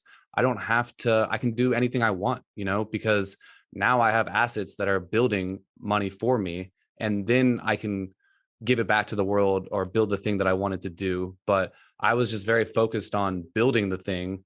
And then I figured I would figure out how to make money with it later because I was so confident in my idea. But I think that book really made me realize I need to focus on building a business system, building an asset that will return what I put into it, because I put That's a lot right. of time and money into the app. I've been working on it for 4 or 5 years. I could have spent that 4 or 5 years just on a completely different project that was just going to be profitable. And then I would have had all this money to focus on my passion project. I don't regret building it, and I don't regret putting the time in to learn, but in the next decade, in the next 2 decades, I'm definitely going to prioritize getting to that financial freedom point so that I really can do what I want in life and give what I want to give, you know what I'm saying? Instead of just being subject to whatever my employer wants out of me, you know? Well, and to your point, if you want to attract investors, you have to understand and respect their mindset. Hmm. Because if you don't, why would they want to give you money? If Yeah. you think they're bad for having money to give you so you can have your dream, why Hmm. would they want to give it to you? You know what I mean? That doesn't make Yeah. any sense. So if you can't, quote unquote, trick yourself into understanding that, maybe repeat that to yourself and think if you're on Hmm. the other side, if you're being empathetic, Hmm. right? How do you think that person feels? They want to think the business serves a lot of people and that it makes money, Hmm. right? Because it serves a lot of people. Because that's the purpose of a business. The purpose of a business is to serve people. And Hmm. you said a really important thing is building that system around it so that whether you're there or not, the system will run your business Hmm. instead of it being personality driven or Tom driven. Hmm. Because your business will be Tom driven, but at some point you will have an incident, something will happen and you won't be able to be there. But will the system support the Hmm. business well enough that it continues? Yeah. And he said that's the biggest difference between the B category and the S category, right? If you set up a correct business system, you could leave for a year, come back, and it'll be more profitable than when you left it. But if you're an S, even if you're a doctor or a lawyer, if you leave for a year, your practice will collapse. And that's You not won't have necessarily a a practice. yeah. And Can you that's imagine not a necessarily doctor that doesn't see any patients for a year? And then what do the people do? They'll go find another doctor, yeah. right? I It wouldn't mean, go well. And I no. think and I think that's also goes to say that you need to think about yourself in multiple categories because obviously there's nothing wrong with being a lawyer or doctor. That's great. But if you're also investing and and doing other things with your money simultaneously, you're going to have a lot more freedom in life. Well, to your point, one of the things that I've done, even with doctors and lawyers and wealthy people, is help them understand residual income and its importance. Hmm. And passive income's more for the investor, residual income's more for the business owner. just to kind of define those words, is residual income tends to be that income that comes in whether you're working or not. Passive income is you're not actually even working at all. You've invested and someone else is doing the work and you're passively receiving the profit from their work. Mm-hmm. Right? So just to define those quickly is that you need to have your eye on all of that. But And yeah, it's one of the things that I've taught people is because I hate to say it, but a doctor, once your parents tell you, quote unquote, right? If this goes with rich dad, poor dad, your parents say, oh, become a doctor, become educated, do these things. You're now trapped in the self-employment mm-hmm. cycle, in which case they're trying to get out of that. They're trying to go like, how do I build a practice? How do I get more doctors? How do I get more lawyers? So that if I'm not here, my practice continues, right? Mm-hmm. Because if they don't go from being a solopreneur to a business owner, they don't have anything. And one more point on that, in terms of financial literacy and Think and Grow Rich and everything we're talking about, is that you want to plan that. And if you can't plan that, you want to have the discipline to do something that's called pay yourself first. The reason you want to pay yourself first is if you're a business owner or if you're an individual, that's part of your backup. That's part of how you get from E to I, right? As the investor. And you can skip the other two. Like you could be a janitor and be a really good investor and die with $3 million. I mean, meaning you don't have to be wealthy to create wealth, but you do have to understand these principles to create wealth. And so just keeping that in mind is that a lot of people that I've counseled, doctors, lawyers, and wealthy people, that's one of the things that I help them with is figuring out how to even move themselves from great success, but to residual or passive income so that they can get off the hamster wheel. And when you say pay yourself first, do you mean take some money and buy some new clothes, or take that money and then put it towards an asset? No, I mean, you want some of that money to be working for you. Yeah. You want it to be multiplying. So for example, one of the things we often teach is something called the rule of 72. And I'm not going to get too far into that, but you can Google that. It's Einstein's idea. It's not mine, but you can go on YouTube and look for it. But the idea is that if you understand how money multiplies, you can start to plan it out. And the reality is even with a small amount of income or small amount of money, if you get in that habit of saving, you'll have something for a rainy day, right? You'll have some way to get off the hamster wheel. Because without that, if you just, let's say you say, oh, business isn't for me, what can I do? Right? I'm still going to be an employee. That's why being an investor as an employee is important, because if you don't, you'll have to work the rest of your life. You'll have to work every day for the rest of your life. And who wants to do that? Right? Who wants to never stop working for someone else? I mean, most people I know want to choose their future.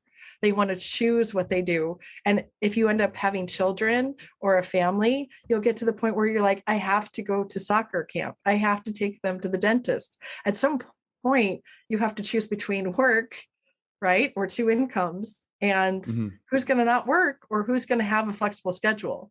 This is funny, but we don't talk enough about this in society, in my opinion. And so then people don't get prepared.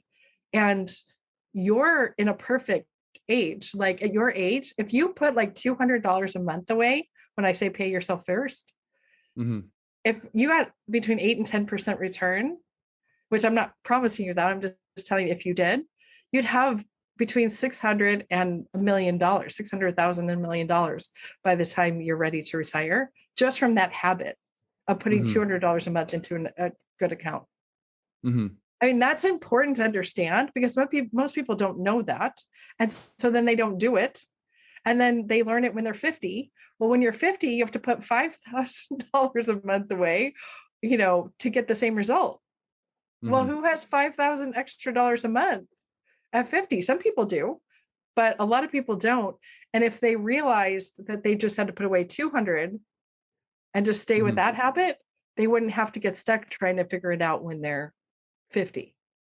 When you say put it away, do you mean put it just into a savings account or retirement? But isn't he talking more about putting it towards like a asset that returns like something higher than that? Yeah. So I can't get into too much about like products and that kind of stuff but there are lots of places to put money.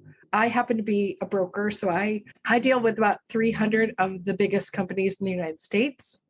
which I don't want to get too far into. But the point is, there are lots of programs to put money into that are safe, that give you a good return. You don't always have to compromise safety and return, but this is a different conversation. But the point is, yes, I'm talking about investing. I'm not talking about putting in a savings account. Because a savings account, like if we're going to use the rule of 72, if you got 0.25% interest in a savings account, which is about the US average right now, 0.25, which is less than 1%, it's 1/4%. It would take you 288 years to double that money one time. Wow. So who has 288 years to double your money? No one. Unless they invent some new health technology. Yeah, exactly. But until they do, no one on this planet has that time. Yeah. So what you really want to shoot for, and what we explain to people, is that you really want to shoot for like a 6%, 7%. At 7%, your money will double every 10 years. So now, if I'm like, you're 22 and now you're 32, now you're 42, now you're 52, let's say it was just $10,000 that you saved. That 10,000 is 20,000 at 32. It's 40,000 at 42. It's 80,000 at 52, and it's 160,000 at 62. Wow. And so that came from one $10,000 deposit into the right kind of account, just leaving it alone. And so the reality is that that's more what I'm talking about, is understanding where to put your money and what to do with it, so that you can actually have the money working for you and be a cushion for you. Because if I said to you, hey, by the way, you need to save $1 million, you'd be like, I'm never going to do that, so I won't try. Just like if I said to a person that was really overweight, you need to lose 100 pounds, instead of telling them they need to lose 10 pounds, right? If you tell someone you need to lose 100 pounds, even if they do, are they super motivated to go do that? No. Yeah. But if you tell them, hey, by the way, if you cut out these calories, you can lose 5 pounds. And then if you do this workout, you can lose 5 more.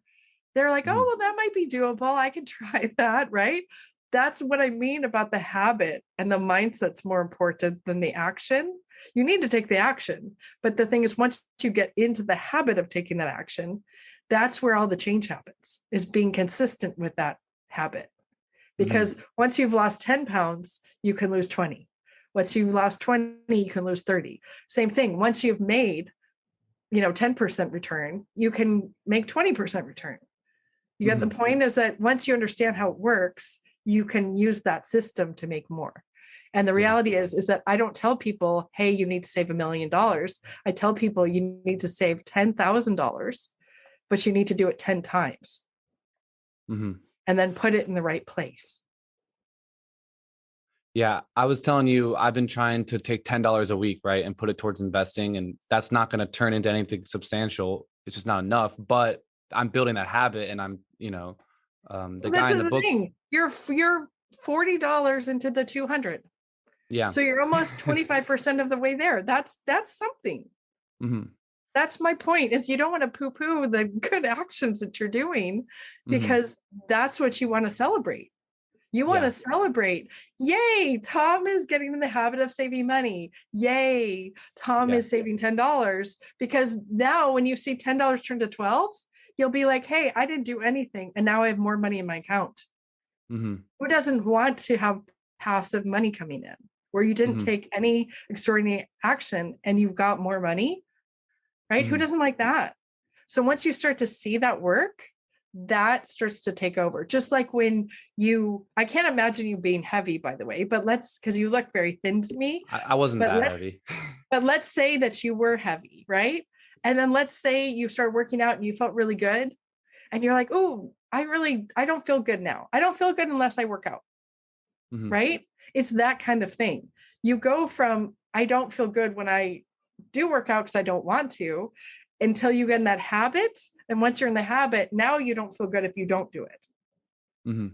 Right? That switches your mindset.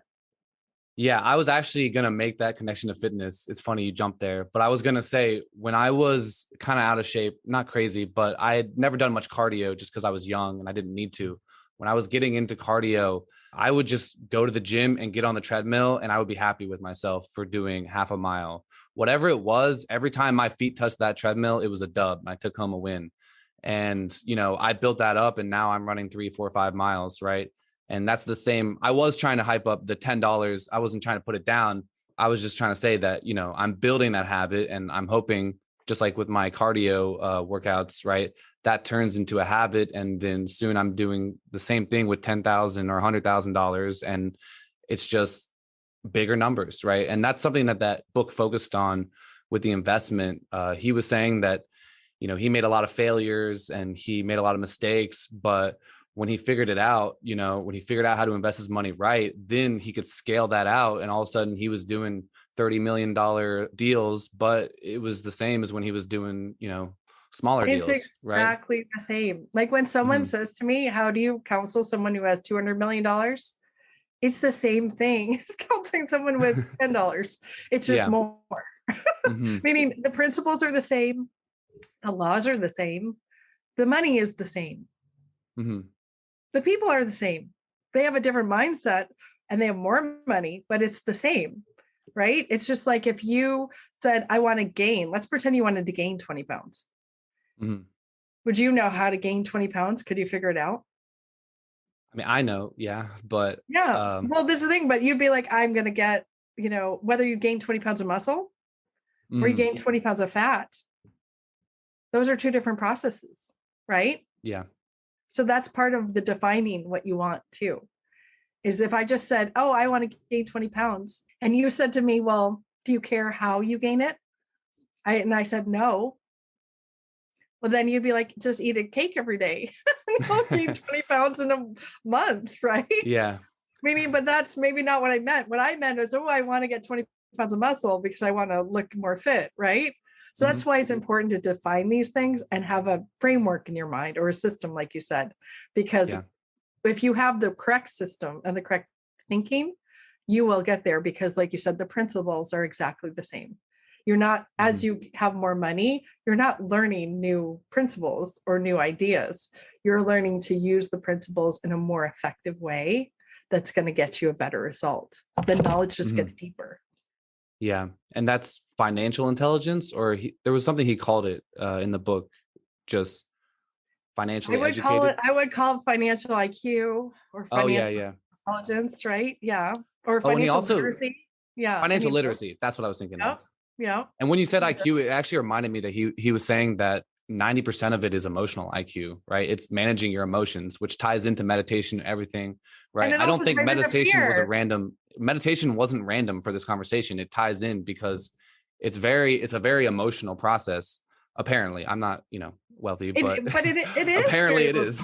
Right. I mean, just think of it this way. When you decide to lose weight or to be fit, it's not really so much losing weight, but let's say you decide to be fit, you choose your diet. You choose what you eat. You say, I'm going to edit out these things. I'm not going to focus. Like you said, I don't focus on bacon anymore because I realized how bad it was for me. That's the same concept with editing your thoughts. You get to choose what you focus on to get more of. And that's the same with money, is that when you focus on the fear, you make mistakes. You invest in the wrong things. You trust the wrong people. You give in to weakness. And I'm not saying everyone has to be strong or mentally strong, but mental toughness does have something to do with success. And I have a certification from Steve Siebold, which is another person you should read about. He's pretty interesting, but he talks about some of the secrets of the rich and the secrets of Navy SEALs being mentally tough. And that has something to do with success, because that's all about, like you said, controlling that fear. Controlling your emotions, selecting your thoughts. I don't want to focus when I'm nervous on my fear. I want to focus on the fact that I have a plan and I'm going to work the plan. Even if I am afraid, I'm still going to move forward with the plan, right? It doesn't mean that you're not afraid. It means you have courage, and courage only works in the face of fear. You're not really courageous if you're like, oh, I'm cool. Like, I'm good. I don't have any fear. I've completely mastered my emotions. That's not courage, by the way. That's so if denial. you want to practice, or you could actually be that good, but there's not that many people in the world that are that good. That takes maybe 20, 30, 40 years for a lot of people. But But what you can do, and everyone can learn to do, is to act in the face of fear. I feel the fear, I have fear, but I have a plan. And I've now told myself, I'm going to do this plan. I've written it down. I've talked about it. I'm committed to this plan, which we didn't talk Mm-hmm. about commitment, by the way, which is a very important part of success, but we'll have to talk about that a different day. But Mm-hmm. when you now say, I'm committed to that goal, I'm committed to that plan, you can be afraid and choose not to act in fear and choose to work your plan instead. Hmm. And that's an important thing to learn. It's really actually, these are all nuggets. These are all golden nuggets, but these are important things to understand Mm-hmm. because you do get to choose. And if you want to go full religious about this, you can talk even about free will, which is also brought up in Think and Grow Rich. And by the way, he was a kind of a religious guy, just so you know. But the idea of free will, you get to choose your life. You get to choose your thoughts, and you can create your life using your own mindset and your own, right, your own concepts. Mm-hmm. And you will have the consequences of those choices, right? Good or bad. Mm-hmm. And so Yeah. that's the thing, is that if someone tells you, I think you should do this, a lot of times if you've seen the little memes or memes or whatever they're called, you'll see people say, well, unless you pay my bills, I don't care what you think. Mm-hmm. And the reason people say that is if they're generating their own money and people don't like their idea, well, the people that are paying them like the idea. And if that's really what they're committed to, that's an important part of having confidence in yourself and self-esteem. And those things come from keeping your word, from repeating your goals, from embodying that energy of that goal, right? People Mm-hmm. can tell when you're really serious about an idea. Like for example, people will say, oh, you talk about this so naturally. Yes, because I've been doing this for a long time and it's very natural to me in a lot of ways because I believe it and I live it. Yeah. Right. And if I didn't live it, it wouldn't be so effective, but it's who I am now, meaning it comes out of me, if that makes sense. Of Energetically, course. it comes out of me. It shows on my face. Like people are like, oh, your skin is glowing or whatever. Yes, because Mm-hmm. I believe in the things that I teach. And Mm-hmm. I believe in loving on people instead of judging them. Because if I judge them, I'm probably judging myself. And if I'm judging myself, I'm probably hurting myself. You know what I mean? I'm not giving Yeah. myself a chance to grow. No, preach. You're making too much sense almost. I love it. Well, that's why you had me on, mister. Yeah. That was the thing you said. And that touched me because you said, oh, I want to get over, so many listeners on my podcast. And I was like, yeah, let's do that. And Yeah.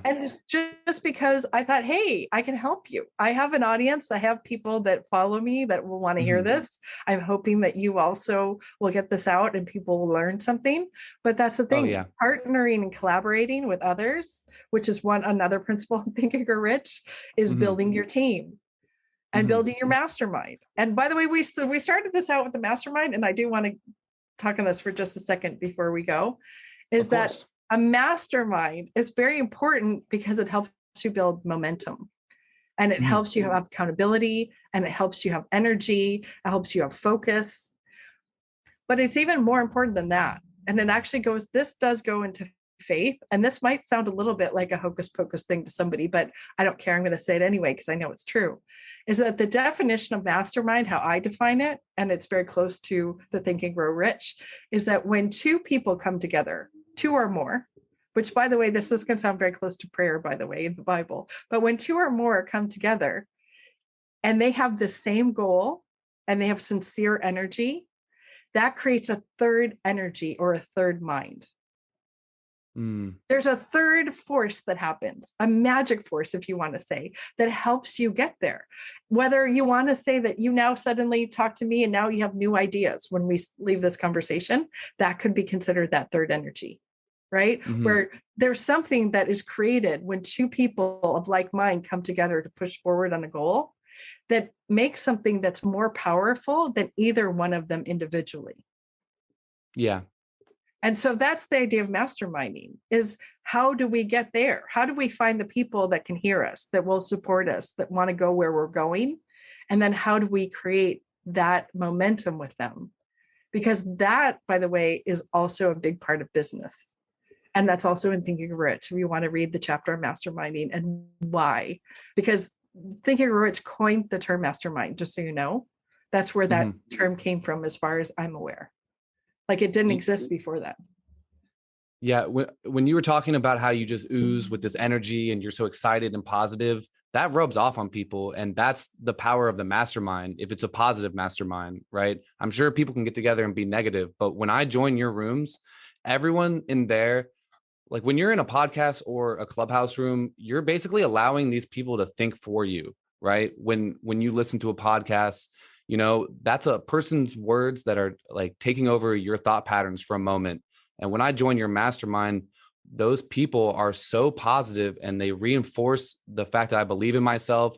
They reinforce the fact that I can achieve things, and they reinforce that I can be successful, and they like hijack my thought patterns, and they give me more confidence than I could ever obtain on my own, and it's powerful. And this has been a great podcast, and I'm really excited about it because, a lot of times I talk about fitness, I talk about technology, and I'm kind of new to this medium, but I haven't yet mastered the skill of having someone let me think for them and then just getting in there and reinforcing that you can do it. You can believe in yourself. You can lose that weight or be successful. And you're just so good at phrasing everything in a way that I think people will resonate with, and people will it'll raise their vibration, right? Like you You're told me very once. kind. I Yeah. appreciate that. But like you said, it's because I spent a lot of time with the material, and Mm-hmm. I live it and believe it. And I've tested it. You know what I mean? Mm-hmm. So I've leaned into it, and I'm Yeah. like, oh, this one, I don't know about that lesson yet, but this one I Yeah. really got, right? And And you're a that's part student, of it. you're a student of it too, because when I join your rooms, you probably talk one of the least out of everyone there. You're listening to all those people, you're just absorbing all their energy, and you are, it's just crazy. It must be crazy for you because the couple rooms I've been in have been powerful. So it's just I love facilitating these kinds of conversations, because the reality is you can't learn by yourself.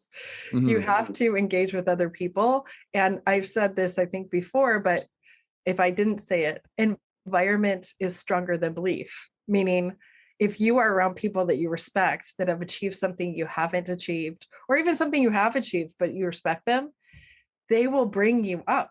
They'll bring mhm, you right. And so when someone says, like, how do I learn? How do I change? Like, I want to change. I want to be around better people. The way you're around better people is by being around better people. Like, Clubhouse is a perfect example. You may not be on stage with everyone that gets to have the impact, but you can be in the room, and you can, like you said, mhm, listen and take in that energy. And I learn as much or more from listening and from, like you said, being a student, because I might understand a concept, but then I hear the way someone else phrased it, or I hear the way mhm. someone else used it. And there's times that I go, "Ooh, that's not right." But there's times I go, "That was a great way to say that." So I'm gonna put that in my, Yeah. right, put that in my mind, so that when I speak on this next time, I have a better example. And So but also that's just studying your craft. Yeah. you said the way you get around better people is get around better people. But to bring it back to earlier, it starts internally, right? If there's a bunch of negative people in your life, it's because internally you feel negative and you're attracting that energy. A lot of people say, oh, I just want a good girlfriend or boyfriend, but they didn't work on themselves first. Like, you can't rely on a good person to come pull you up, And so even though those rooms, they bring me up, right? It started with me deciding I want to be successful, reading that book, and then finding a group of people that also read that book. It didn't start with that group. I would have That's never right. found that group unless I made the internal decision to be successful. That's a And then hundred boom, percent. all of a sudden now there's a bunch of successful people in my life. I didn't do anything more than decide on the inside that I'm going to start reading books about how to be successful. And then now all of a sudden, through a chain of events, I know you without just sitting up one day and decide, I want to go meet some successful people. Like, that's not how it happened. Right. But So, you made the perfect point. You made the decision. You literally mhm, followed the steps to Think and Grow Rich, whether you did it intentionally or not, right? But you mhm, made the decision, and then you sought out. It's one of the things that's in the book is specialized knowledge versus generalized knowledge, but seeking out specialized knowledge, seeking out peers, seeking out mentors. All of those Mhm. things are in that book, right? And that once you're aware, you now can go seek that out. And now at least you might recognize it when it's in front of you. If it Mhm. wasn't even in your mind, you wouldn't have even recognized it. You might have come in the room, said, I don't know what these people are talking about. Why are they so positive? Or Mhm. why are they talking about this? Right. And you might have just left. But Yeah. because you were ready to receive and you were searching for the information appeared and you were Mhm. able to recognize it and do something with it. And to your point, now you have someone like myself, in your life, which we didn't know each other previous. You got to be on stage, even though it was Mhm. Clubhouse stage, but you got to be on stage with John Assaraf, which most people in the world will never be able to say that. And that's a Yeah. huge accomplishment. So, I mean, even those things, even though you said, like you said, you didn't do anything really different Mhm. except make the decision. But once you made the decision and you started to take action, things Mhm. started to change for you. Yeah. Powerful. And that's how you manifest things without making it sound hocus pocus, right? And That's that's the correct. point I wanted to make today. So I feel like maybe we've gotten there after 2 hours. Right? Well, like I said, someone's going to learn something from this, hopefully. So it was Yeah. well worth the 2 hours. And if nothing else, you have learned something or even Oh had yeah. a deeper understanding of some of the things we've already talked about. So it's Yeah. my privilege and my pleasure to be part of your group and part of your audience. And thank you for having me. It was a pleasure having you. You did an amazing job, and yeah, I just wish you the best of luck with everything that you're trying to pursue. Oh, we didn't even talk about the movie and the TV show, but We didn't talk about the movie and the TV yeah, show. just real quick, she's actually she produced a movie for Think and Grow Rich, and she's working I on a TV technically show. didn't produce that movie. Oh, I sponsor the movie, meaning I sponsored it. sponsor showings of the movie. But Hmm. I am in business with the producer. Yes. And I do Yeah, produce some other things, but yes. yeah. I thought we were going to talk about that for an hour, but we had just a good But conversation, to and your I'm glad. point, can we give out the website if people want to Yeah, see the movie at yeah. least So and just tell them how they can do that? I'll put it in the intro, but yeah, right now too, to reinforce it at the end, you can plug anything that is important to you and you want people to know about. I don't want to plug anything. I do want to offer by the time you put this out that I'll send you one of my meditations. So Okay. people can do that. That will be free. And then also they can go to www.tgr legacy. So we're building the legacy for this book, right? TGR is Think Grow Rich Legacy. And then -saralee.com, which I'll give you this, you can put this in your chat, but they can sign up there. And I sponsor the movie once a month so they can watch it for free. If not, it's $17.99. You can buy it on Amazon. So if you want to save $17.99, I suggest you go on my site and watch it. We usually do it on a Friday or Saturday night. What do you recommend people read the book first, or could someone enjoy the movie without reading the book? People have watched the movie who are not familiar with the book and they loved it. People have watched the movie after they read the book and loved it. I've had a lot of people say, and no blasphemy to The Secret, but I've had people say it's actually better than The Secret because it's a little more tangible.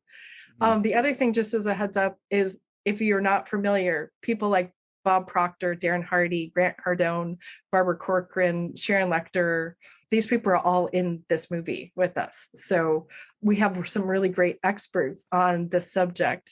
So it's worth just hearing their thoughts. John Mhm. Shin, by the way, is my business partner, and he is also in the movie and talks about his thoughts about money.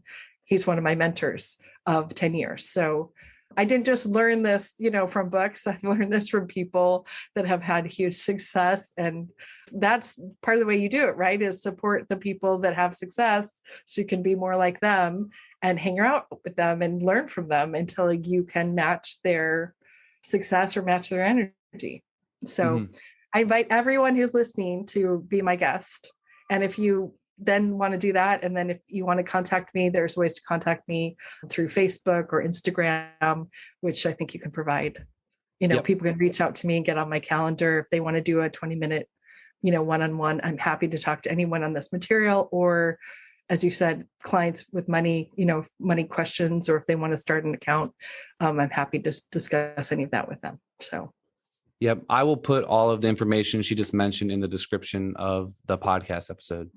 So check her out, guys. It's been a great resource for me learning this stuff, and I've only just begun, right? So I'm excited to continue my journey. And thank you so much, Sarah, for coming on. This was truly an awesome experience.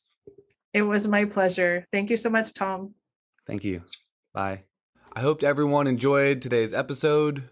If you are interested in following Sarah Lee on Instagram, it is Coachme Academy. If you are interested in viewing the Think and Grow Rich documentary, she sponsors a free viewing of the documentary once a month at tgrlegacy-saralee.com. You can check that out in the description below. And you can also find her guided meditation YouTube link in the description below. Don't forget, download Drive Fitness and all that good stuff. All right. Peace out.